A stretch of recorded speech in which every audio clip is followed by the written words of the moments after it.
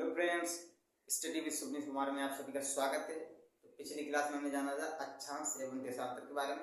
आज हम एक न्यू क्लास लेकर के आए हैं जिसमें हम जानेंगे ग्लोब पर कुछ महत्वपूर्ण रेखाओं के बारे में। तो बने रहिएगा हमारे साथ और नोट्स बनाते रहना है ना। एंजॉय के साथ स्टडी करेंगे, नो टेंशन नो तनाव।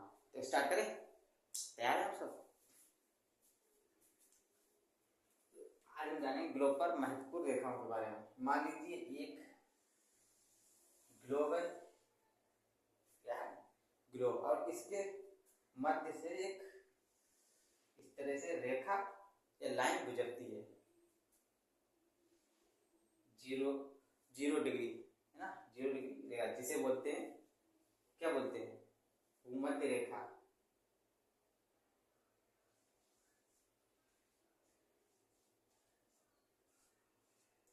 भूमध्य रेखा है ना, भूमध्य रेखा यानी वह रेखा जो पृथ्वी को दो बराबर भागों में विभाजित करती है उसे भूमध्य रेखा या विषुवत वृत्त या विषुवत रेखा भी कहते हैं ना। इसे इंग्लिश में इक्वेटर कहते हैं। अभी हम आपको यहाँ पर बताएंगे।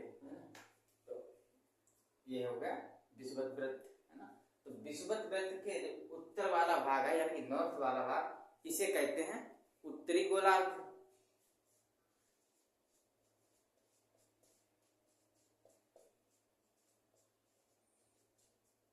और जो दक्षिण वाला भाग है ये वाला, इसे कहते हैं दक्षिणी गोलार्ध।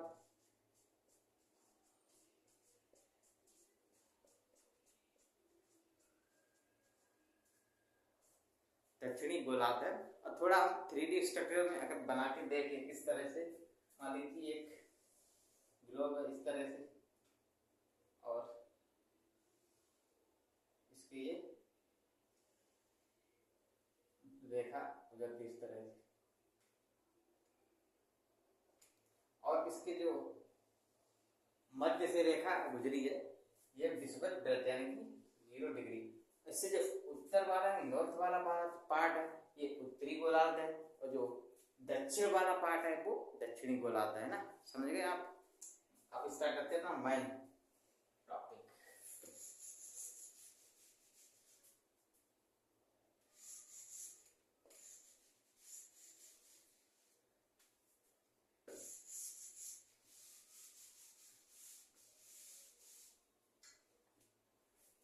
फिर से एक ग्लोब बनाते हैं। इस बार थोड़ा बड़ा ग्लोब बनाएंगे ना। तो ये इसके मध्य से रेखा गुजरी है इस तरह से 0 डिग्री, जिसे 0 डिग्री अक्षांश रेखा बोलते हैं। अक्षांश और देशांतर की हमने क्लास आपको करा दी, आप जाके वहां देख लीजिएगा। 0 डिग्री अक्षांश रेखा जिसे विषुवत रेखा,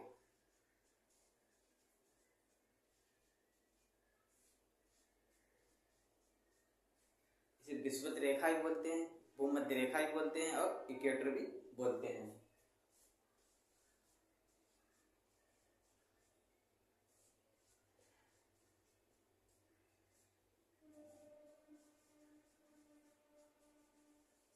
और इक्वेटर है ना, जो उत्तरी गोलार्ध और दक्षिणी गोलार्ध है।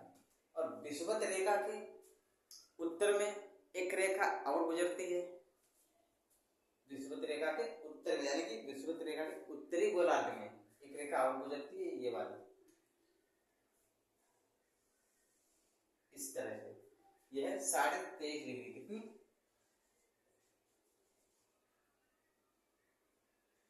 23.5 डिग्री नॉर्थ, जिसे बोलते हैं कर्क रेखा, tropic of cancer.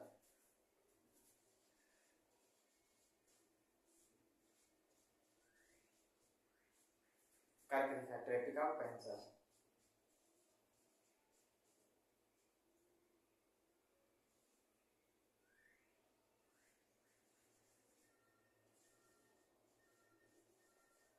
Tropic of cancer है ना। इसी तरह से विषुवत रेखा के दक्षिण में एक रेखा और गुजरती है, ये वाली, जिसे बोलते हैं मकर रेखा। ये भी कितनी होती है? ये 23.5 डिग्री साउथ होती है। है ना, इसे इंग्लिश में बोलते हैं tropic of Capricorn.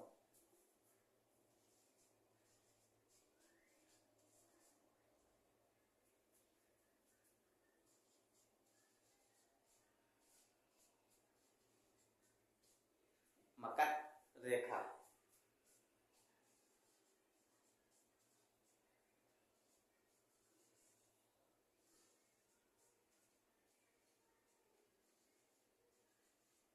Tropic of Capricorn. तो हमने इनके बारे में समझ लिया, जान लिया। इन्हें इतना क्यों बोलते हैं, मतलब 23.5 डिग्री ही क्यों बोलते हैं, 23.5 डिग्री कर्क रेखा और 23.5 डिग्री मकर रेखा ही क्यों बोलते हैं, वो भी हम आपको अभी बताने वाले हैं, है ना।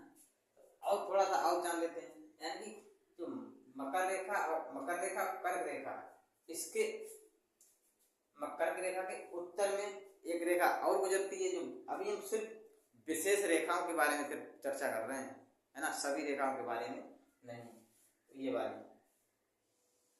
इस तरह से ये रेखा जो है, जो 66.5 डिग्री नॉर्थ में गुजरती है,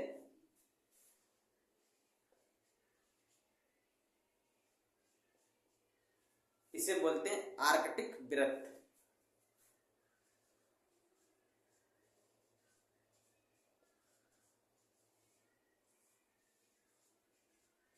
आर्कटिक वृत्त इंग्लिश में भी इसे यही बोलते हैं, 66.5 डिग्री।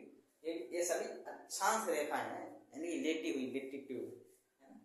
और इसी तरह से मकर रेखा के साउथ में यानी दक्षिण में एक रेखा और गुजरती है, इस तरह से ये भी 66.5 डिग्री साउथ में है, जिसे बोलते हैं अंटार्कटिक वृत्त।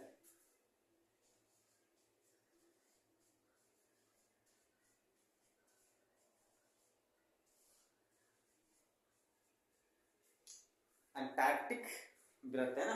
तो हमने इन रेखाओं के बारे में जान लिया। अब जानते हैं यानी ध्रुवों के बारे में, पोल्स, है ना। तो ये उत्तरी ध्रुव और ये है दक्षिणी, यानी उत्तर वाला, ऊपर वाला उत्तरी ध्रुव यानी नॉर्थ पोल, और साउथ वाला यानी नीचे वाला दक्षिणी ध्रुव यानी कि साउथ पोल। ये क्या है, उत्तरी ध्रुव।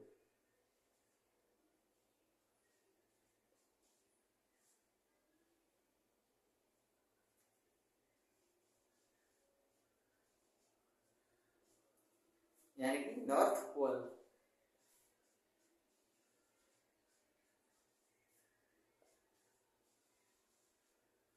अभी हम आपको सिर्फ बेसिक पढ़ा रहे हैं, अभी हमारी सीरीज स्टार्ट नहीं हुई है, बस होने वाली है। इसके बाद एक क्लास और आएगी, उसके बाद हमारी इंडियन जियोग्राफी सीरीज स्टार्ट होगी, है ना। और ये वाला साउथ वाला यानी दक्षिणी ध्रुव,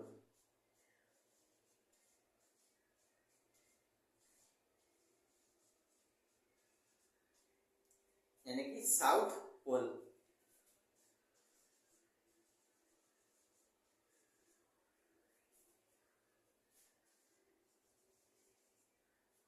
साउथ पोल हमने ये रेखा के बारे में समझ लिया है ना। ये होता कितना है, जो उत्तर वाला ये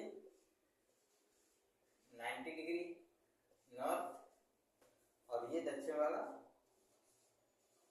90 डिग्री साउथ, है ना। अब प्रश्न ये आता है, इन रेखाओं को परिभाषित कैसे करें। अगर विषुवत रेखा की बात करें तो क्या, किस तरह से इसे डिफाइन करेंगे। तो विषुवत रेखा जान लेते हैं, वह रेखा जो पृथ्वी को दो बराबर भागों में विभाजित करती है या डिवाइड करती है, उसे कहते हैं विषुवत वृत्त या विषुवत रेखा, है ना। इसे इक्वेटर भी बोलते हैं। अब आते हैं कर्क रेखा के बारे में। कर्क रेखा को किस तरह से डिफाइन करेंगे, है ना। तो वह अक्षांश रेखा जो उत्तरी गोलक में 23.5 डिग्री अक्षांश पर गुजरती है, उसे कहते हैं कर्क रेखा, यानी ट्रॉपिक ऑफ कैंसर, है ना। ये 23.5 डिग्री क्यों रखी है, थोड़ा सा ये भी हम रीजन आपको बता देते हैं। ये 23.5 डिग्री इसलिए रखी है क्योंकि अभी हम एक चैप्टर और लाएंगे आपको, ऋतु परिवर्तन, उसमें अच्छे से समझने का प्रयास करें, लेकिन फिर भी हम आपको यहाँ पर बता देते हैं ना। जब सूर्य यानी 21 जून को सूर्य कर्क रेखा पर होता है, किस पर होता है, कर्क रेखा पर, है ना।